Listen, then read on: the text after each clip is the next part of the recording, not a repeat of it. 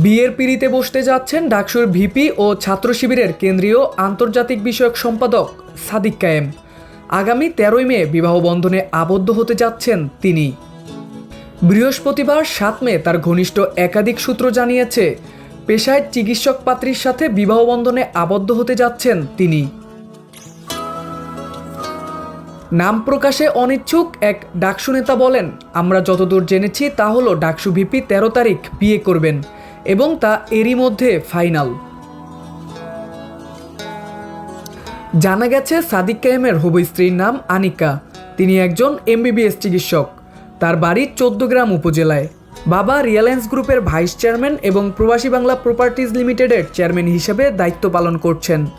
পাশাপাশি তিনি আরও কয়েকটি প্রতিষ্ঠানের গুরুত্বপূর্ণ পদে রয়েছেন বলে জানা গেছে।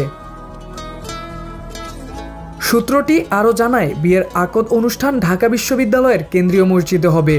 এতে ডাকসু নেতারা ও ঢাকা বিশ্ববিদ্যালয়ের শিক্ষার্থীরা উপস্থিত থাকবেন। পরে রাজধানীর একটি কনভেনশন সেন্টারে মূল আয়োজন অনুষ্ঠিত হওয়ার কথা রয়েছে।